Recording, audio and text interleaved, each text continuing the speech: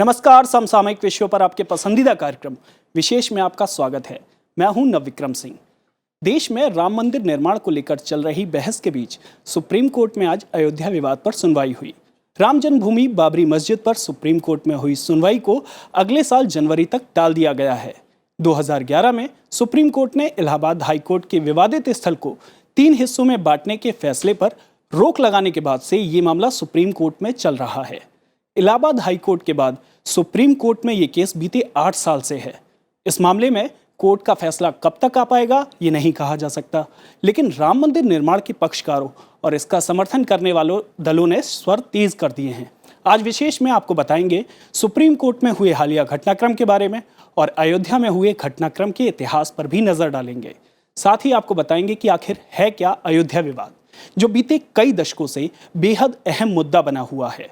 तो आइए शुरू करते हैं आज का विशेष। अयोध्या भूमि विवाद मामले पर सुप्रीम कोर्ट की कौन सी बेंच सुनवाई करेगी, इस बारे में अगले साल जनवरी में फैसला होगा। आज सुप्रीम कोर्ट में अयोध्या भूमि विवाद मामले में सुनवाई को अगले साल की जनवरी तक टाल दिया गया है। देश भर में अयोध्या मामले पर चल रही बहस के बीच सोमवार को इससे जुड़ा भूमि विवाद मामला सुनवाई के लिए सुप्रीम कोर्ट पहुंचा, लेकिन कुछ ही देर में सुनवाई टल गई। कोर्ट ने कहा कि राम जन्मभूमि बाबरी मस्जिद भूमि विवाद मामले पर अपीलों की सुनवाई की तारीख सुप्रीम कोर्ट की एक उचित पीठ अगले साल जनवरी में तय करेगी। यानी अब ये मामला करीब 3 महीने के बाद ही कोर्ट में उठेगा। आज की सुनवाई में विवादित भूमि को 3 भागों में बांटने वाले 2010 के इलाहाबाद हाई कोर्ट के फैसले के खिलाफ दायर याचिकाओं पर होनी थी। आज अयोध्या मामले में कोर्ट ने जनवरी में इसको लिस्ट करने का आदेश दिया है। जब जनवरी में इसका जो भी डेट आएगा उस तारीख per day to day hearing या आगे कैसे हियरिंग होगी उसका डेट फिक्स किया जाएगा। कोर्ट ने आज जो है हमारे लिहाज से बहुत सही ऑर्डर किया है। उन्होंने कहा है कि रेगुलर हियरिंग तब लग पाएगी जब इसके लिए स्पेशल बेंच बनाई जाए, और स्पेशल बेंच जनवरी में कौन चीज़ शुरू होगा तो फ्रेमवर्क करेगा कैसे केसेस डिसाइड किए गए हैं। इट विल टेक टाइम, क्योंकि इस मामले में मुमकिन है अध्यादेश लाया जाए, कोई पार्टी ला सकती है। आज की सुनवाई चीफ जस्टिस रंजन गोगोई समेत जस्टिस संजय किशन कौल और जस्टिस के.एम. जोसेफ की पीठ ने की थी। सुनवाई के दौरान सुप्रीम कोर्ट के मुख्य न्यायाधीश रंजन गोगोई ने कहा, मामले की तत्काल सुनवाई नहीं की जा सकती। इससे पहले पूर्व मुख्य न्यायाधीश दीपक मिश्रा की अध्यक्षता वाली 3 सदस्यीय बेंच ने इस मामले की सुनवाई की थी। तब कोर्ट ने 2-1 के बहुमत से कहा था कि अयोध्या में राम जन्मभूमि बाबरी मस्जिद विवाद का फैसला साक्ष्यों के आधार पर होगा और पूर्व का फैसला इस मामले में प्रासंगिक नहीं है। जिस तरह कानून है, जिस तरह सुप्रीम कोर्ट का प्रोसीजर है, प्रॉपर हियरिंग के बाद हो, किसी ऐसे माहौल में ना हो कि जहां पर इस तरह के बयानबाजी हो रही है। हालांकि इस मामले में कोर्ट का फैसला कब तक आ पाएगा ये नहीं कहा जा सकता, लेकिन राम मंदिर निर्माण के पक्षकारों और इसका समर्थन करने वाले दलों ने इस मामले की जल्द सुनवाई करने की अपील की। क्या लोगों को चाहिए था कि तत्काल इस पर निर्णय करें। 1 दिन, 2 दिन, 4 दिन, 10 दिन, 1 महीना में इसको निर्णय हम चाहते थे। हम नहीं, सारा समाज चाह रहा है। कोर्ट पे किसी का दबाव नहीं है। कोर्ट जो भी करेगा वो जो है, कोर्ट स्वतंत्र है। ना हमें अच्छा लगा ना हमें बुरा लगा, हम चाहते हैं कोर्ट फैसला करेगा। आज करे कल करे, कोर्ट को फैसला करना है, चाहे जितनी बार भी लटकाता रहे, कोर्ट ही फैसला करेगा। आज माननीय सुप्रीम कोर्ट ने कहा है कि जनवरी के पहले हफ्ते में केस लगेगा उपयुक्त बेंच के सामने। वो कोर्ट डिसाइड करेगी कि केस की सुनवाई कब शुरू हो। दरअसल सुप्रीम कोर्ट में दायर 14 अपीलों में भूमि विवाद मामले में इलाहाबाद हाई कोर्ट के 2010 के फैसले को चुनौती दी गई है, जिसमें हाई कोर्ट ने अयोध्या स्थित विवादित जमीन की 2.77 एकड़ भूमि को तीनों पक्षकारों रामलला विराजमान, निर्मोही अखाड़ा और सुन्नी वक्फ बोर्ड के बीच बांटने का आदेश दिया था। इलाहाबाद हाई कोर्ट के बाद सुप्रीम कोर्ट में ये केस बीते 8 साल से है। विपिन चौहान, राज्यसभा टीवी। राम जन्मभूमि बाबरी मस्जिद जमीन विवाद मामले में सुनवाई के दौरान इस साल 27 सितंबर को 1994 में संविधान पीठ के दिए गए फैसले पर पुनर्विचार की याचिका 3 जजों की पीठ ने फैसला सुनाया। तत्कालीन चीफ जस्टिस दीपक मिश्रा की अध्यक्षता वाली बेंच ने बहुमत के आधार पर कहा कि फैसले पर पुनर्विचार की जरूरत नहीं है। 1994 में अयोध्या एक्ट भूमि अधिग्रहण को चुनौती देने वाली इस्माइल फारूकी की याचिका पर संविधान पीठ ने यह फैसला दिया था कि मस्जिद इस्लाम धर्म का अभिन्न हिस्सा नहीं है, मुसलमान कहीं भी नमाज पढ़ सकते हैं। अयोध्या में राम जन्मभूमि बाबरी मस्जिद जमीन विवाद मामले में 27 सितंबर को सुप्रीम कोर्ट ने एक अहम फैसला सुनाया था। तत्कालीन चीफ जस्टिस दीपक मिश्रा, जस्टिस अशोक भूषण और जस्टिस एस अब्दुल नजीर की बेंच ने 2-1 के बहुमत से ये फैसला दिया था कि 1994 के संविधान पीठ के फैसले पर पुनर्विचार की जरूरत नहीं है, जिसमें कहा गया था कि मस्जिद में नमाज पढ़ना इस्लाम का अभिन्न हिस्सा नहीं है। देखिए, सुप्रीम कोर्ट में अपील 7 साल से पड़ी हुई है और सुनते थे, अफवाहें उड़ती थी, चर्चा होती थी, अखबार में आता था कि दीपक मिश्र किसी स्टेज पर रेगुलर सुनवाई करेंगे। लेकिन एक छोटा सा इंटरवेंशन हो गया कि 1994 का जो फैसला है, उस फैसले में जज ने ये कहा था कि नमाज के लिए मस्जिद जरूरी नहीं है। तो उस फैसले उसको रिव्यू करने के लिए एक अपील आ गई। सुप्रीम कोर्ट ने उसको सुना और उसको कहा कि जो 94 का फैसला है वो फैसला ठीक है, उसको बदलने की जरूरत है, उस पर पुनर्विचार करने की जरूरत नहीं। ये निर्णय के बाद 27 सितंबर को दीपक मिश्र की बेंच ने, सुप्रीम कोर्ट के चीफ जस्टिस की बेंच ने, केवल जैसे आज एक लाइन का फैसला, उसी तरह से उस दिन भी एक लाइन का ही फैसला था कि 29 तारीख से सुनवाई होगी। तो उसका अर्थ लोगों ने ये लगाया कि अब 29 तारीख को रेगुलर सुनवाई होगी।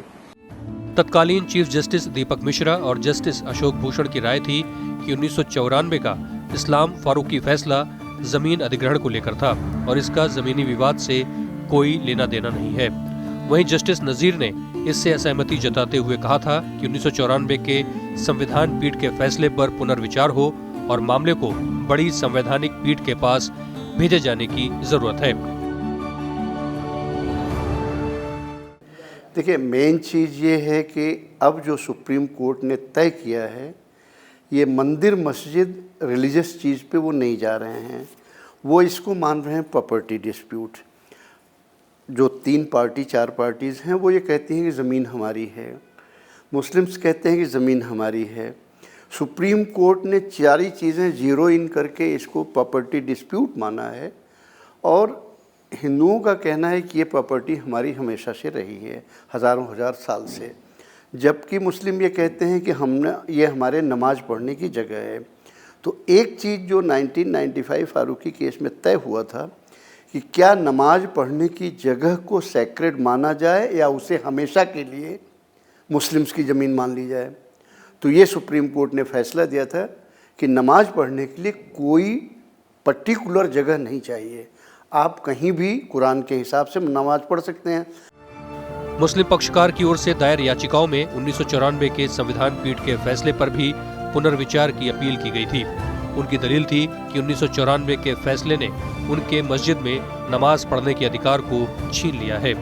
मुस्लिम पक्ष का तर्क है कि अयोध्या विवाद मामले में सुप्रीम कोर्ट के इस फैसले का असर पड़ेगा, इसलिए पहले संविधान पीठ के उस फैसले पर विचार होना चाहिए जिसे सुप्रीम कोर्ट ने खारिज कर दिया था। सुप्रीम कोर्ट ने 1994 में अयोध्या में भूमि अधिग्रहण को चुनौती देने वाले इस्माइल फारूकी के मामले में दिए गए फैसले में कहा था कि नमाज के लिए मस्जिद इस्लाम धर्म का अभिन्न हिस्सा नहीं है, मुसलमान कहीं भी नमाज पढ़ सकते हैं। संविधान पीठ ने कहा था कि बड़े राष्ट्रीय उद्देश्य के लिए असामान्य और असाधारण परिस्थितियों में किसी भी धार्मिक स्थल की तरह ही मस्जिद का अधिग्रहण भी हो सकता है, लेकिन अधिग्रहण के तहत लोगों को धार्मिक अधिकारों की भी रक्षा करनी होगी और ये ध्यान रखना होगा कि वो जमीन इतनी धार्मिक अहमियत न रखती हो। 1994 में सुप्रीम कोर्ट ने अयोध्या एक्ट भूमि अधिग्रहण की संवैधानिकता पर सुनवाई करते हुए ये फैसला दिया था। Bureau report, Rajya Sabha TV. Ayodhya में विवादित स्थल पर मालिकाना हक को लेकर कई पक्षों ने कोर्ट में टाइटल सूट दायर किया। हाई कोर्ट से होता हुआ ये मामला अब सुप्रीम कोर्ट में है। मालिकाना हक से जुड़े केस में साल 2010 में इलाहाबाद हाई कोर्ट ने अपने फैसले में इसे 3 बराबर हिस्सों में बांटने का आदेश दिया था, लेकिन इस फैसले के खिलाफ अलग अलग पक्ष सुप्रीम कोर्ट पहुंचे। ऐसे में आइए जानते हैं टाइटल सूट का क्या है पूरा मामला और किन किन पक्षों ने मालिकाना हक के लिए मुकदमा दायर किया। अयोध्या विवाद को 450 साल से भी ज्यादा हो गए हैं, लेकिन अभी तक इसका कोई समाधान नहीं निकल पाया है। अयोध्या मामले को लेकर 4 टाइटल सूट दर्ज किए जा चुके हैं। पहली बार जनवरी 1950 में गोपाल सिंह विशारद ने फैजाबाद अदालत में एक अपील दायर कर रामलला की पूजा अर्चना की विशेष अनुमति मांगी। इसी तरह एक और मुकदमा दिसंबर 1950 में महंत परमहंस रामचंद्र दास की ओर से दायर किया गया, जिसमें मांग की गई कि हिंदू प्रार्थनाएं जारी रखने के लिए और बाबरी मस्जिद में रामलला की मूर्ति को रखने की अनुमति मांगी गई थी। बाद में परमहंस दास ने मुकदमा वापस ले लिया। 1959 में निर्मोही अखाड़ा ने टाइटल सूट के लिए तीसरा मुकदमा दायर किया। इसमें निर्मोही अखाड़े ने विवादित स्थल को हस्तांतरित करने की मांग की। इसके बाद दिसंबर 1961 में उत्तर प्रदेश सुन्नी वक्फ बोर्ड ने बाबरी मस्जिद के मालिकाना हक के लिए चौथा टाइटल सूट मुकदमा दायर किया। First suit was filed by Nirmohi Akhara in the year 1959 और हम लड़ रहे हैं 1885 से। आउटर कोर्ट यार्ड हमारे कब्जे में सदैव रहा है। आज निर्मोही अखाड़ा ना होता तो मुमकिन है ये लोग यहाँ हाजिर ना होता, जो 89 से पैदा हुए हैं। तो हमारा टाइटल सूट है और निर्मोही अखाड़ा का जो सूट है वो आउटर कोर्ट यार्ड से कामयाब है। वहाँ से कोई हमें हटा नहीं सकता। स्ट्रक डाउन किया हमारे रेट पर स्टेट गवर्नमेंट ने, और जो ऑर्डिनेंस आया है जिससे 71 एकड़ एक्वायर किया गया स्पेशल एक्विजिशन एरिया एक्ट 93 में, उसमें भी लिमिट कर दिया है। माननीय उच्चतम न्यायालय के 5 जजेस हैं हेडेड बाय बैंकर चलैया, उन्होंने ये डायरेक्शन इशू किया है कि the cases which are pending before the Honorable High Court of the title suit has to be decided by the High Court. अप्रैल 2002 में अयोध्या के विवादित स्थल पर मालिकाना हक को लेकर इलाहाबाद उच्च न्यायालय के 3 जजों की पीठ ने सुनवाई शुरू की। 2003 में इलाहाबाद उच्च न्यायालय के निर्देश पर भारतीय पुरातत्व सर्वेक्षण ने अयोध्या में खुदाई की। भारतीय पुरातत्व सर्वेक्षण का दावा था कि मस्जिद के नीचे मंदिर के अवशेष होने के प्रमाण मिले हैं। मुस्लिमों में इसे लेकर अलग अलग मत थे। 28 सितंबर 2010 को सर्वोच्च न्यायालय ने इलाहाबाद उच्च न्यायालय को विवादित मामले में फैसला देने से रोकने वाली याचिका खारिज करते हुए फैसले का मार्ग प्रशस्त किया। इसके बाद 30 सितंबर को justice Sudhir Agarwal, justice SU Khan और जस्टिस DV शर्मा की बेंच ने अयोध्या विवाद पर अपना फैसला सुनाया। कोर्ट ने 2.77 एकड़ विवादित भूमि को 3 बराबर हिस्सों में बांटने का फैसला सुनाया। राम मूर्ति वाला पहला हिस्सा रामलला विराजमान को दिया गया।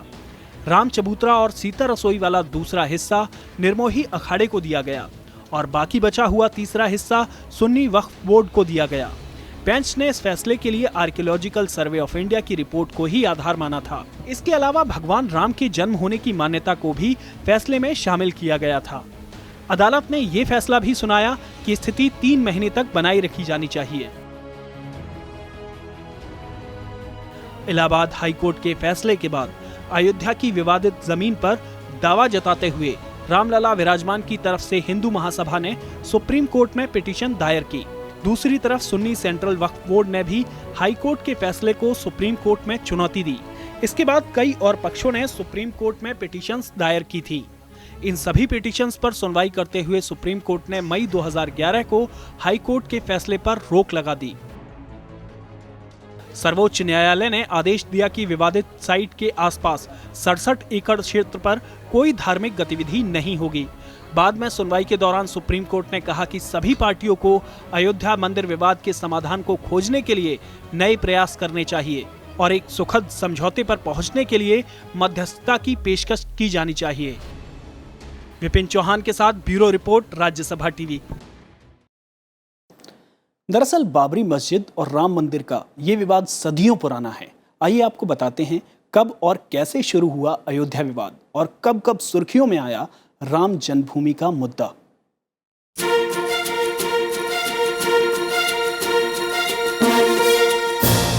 एक पूरी सदी से ज्यादा वक्त गुजरने के बावजूद अयोध्या विवाद एक ऐसा मसला है जो फिलहाल सुलझता दिखाई नहीं दे रहा है। हिंदुओं के पक्ष के मुताबिक राम जन्मभूमि पर 1528 में मस्जिद बनाई गई। अयोध्या में 1853 में ऐसा पहली बार हुआ जब अयोध्या में मंदिर मस्जिद विवाद को लेकर सांप्रदायिक दंगे हुए। कुछ सालों बाद 1859 में इस विवाद को सुलझाने के लिए तत्कालीन शासक ने विवादित जगह को चारों तरफ से घेर दिया और स्थल को 2 हिस्सों में बांट दिया, जिसके बाद दोनों समुदाय परिसर में इबादत और पूजा करने लगे। पहली बार 1885 में ये मामला अदालत में पहुंचा। महंत रघुवरदास ने याचिका दायर की जिसमें उन्होंने मांग की कि यहाँ मंदिर बनाने की अनुमति दी जाए, लेकिन तत्कालीन जज ने इसे खारिज कर दिया। राम मंदिर विवाद में अहम मोड़ 23 दिसंबर 1949 को आया और इसके बाद से विवाद गहरा होता चला गया। मस्जिद के अंदर भगवान राम की मूर्तियां मिलने पर हिंदुओं में मंदिर बनाने की इच्छा प्रबल हुई। हिंदुओं का मानना था कि भगवान राम वहां प्रकट हुए हैं, जबकि मुस्लिमों का कहना था कि छिपकर ये मूर्तियां वहां रख दी गईं।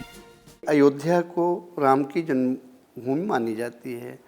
अयोध्या में भी सिर्फ एक जगह है जिसको शताब्दियों से जन्मभूमि माना जाता है। वहाँ मंदिर बनते रहे हैं, इसके प्रमाण बहुत हैं। पुरातत्व के तो प्रमाण ही हैं, अभिलेखों के प्रमाण 4वीं शताब्दी ईसा पूर्व से शुरू हो जाते हैं, गुप्त काल से शुरू हो जाते हैं। अब बहुत फेमस है, रीवा का अभिलेख है, वो बहुत फेमस है। और एक्चुअली कोई भी स्ट्रक्चर हमेशा के लिए नहीं होता, वो गिरता है, रिपेयर होता है, बनाया जाता है, पुनर्निर्माण होता है। कोई आप मकान बनाइए तो ऐसा नहीं है कि वो 1000 साल चलेगा। इसी तरह से क्या होता है कि जब बाबरी मस्जिद के बारे में वहाँ लिखा हुआ था, बाबरी मस्जिद का जो इंस्क्रिप्शन था कि इस जगह पे तामीर करवाई गई ये मस्जिद मीर बाकी द्वारा, लेकिन जब मस्जिद तोड़ी गई तो वहीं से एक अभिलेख निकला जो 11वीं शताब्दी का है, जो गढ़वालों के राजाओं का। गढ़वाल के राजा ने वो मंदिर, बहुत भव्य मंदिर बनाया और उसमें ये भी लिखा है उसी में कि पश्चिम से यवनों का और तुर्कों का आक्रमण देश के लिए बहुत खतरनाक साबित हो रहा है। अब वो इंस्क्रिप्शन 11वीं शताब्दी का है, कोई ऐसी चीज़ तो है नहीं कि आप 11वीं शताब्दी कोई ले जाके बना लेंगे। उससे ये बड़ा साफ साबित होता है कि मंदिर था वहाँ पे। जैसे जैसे ये विवाद बढ़ता गया वैसे वैसे सभी पक्ष अपनी तरफ से इसे पाने की कोशिश में जुट गए। विश्व हिंदू परिषद ने बाबरी मस्जिद के ताले खोलने और एक विशाल मंदिर के निर्माण के लिए अभियान शुरू किया। इसके लिए बाकायदा एक समिति का गठन किया गया।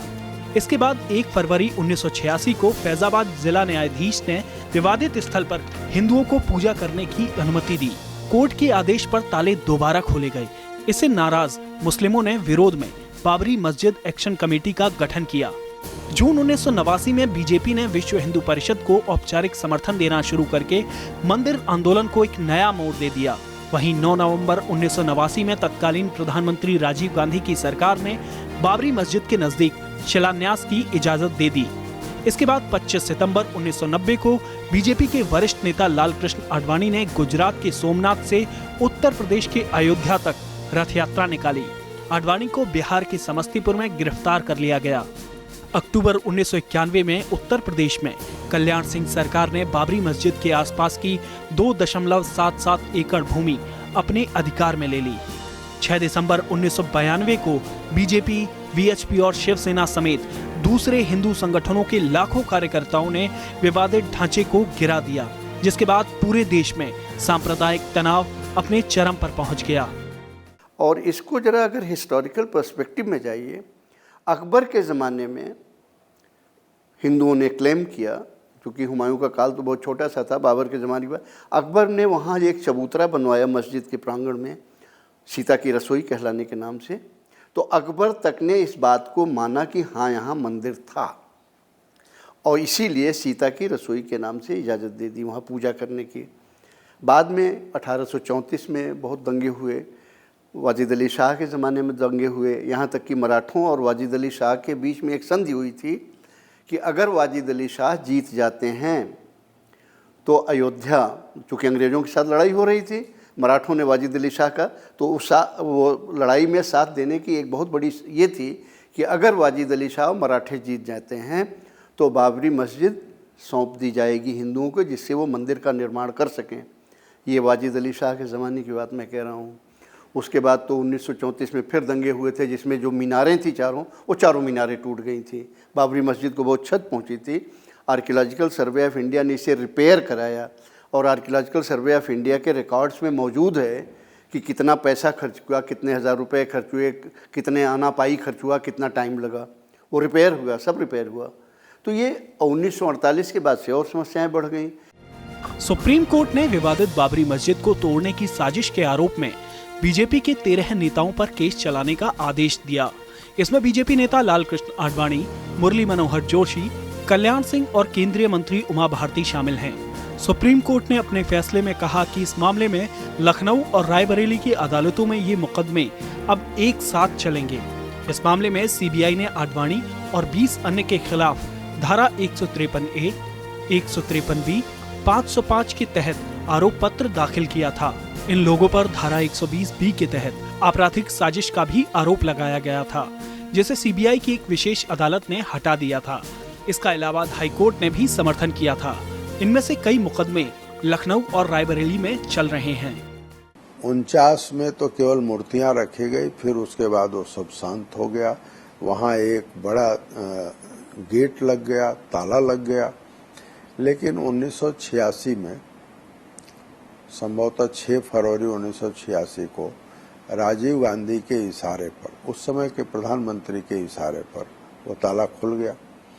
ताला खुला और मंदिर और मस्जिद का जो विवाद है वो फिर से पैदा हो गया।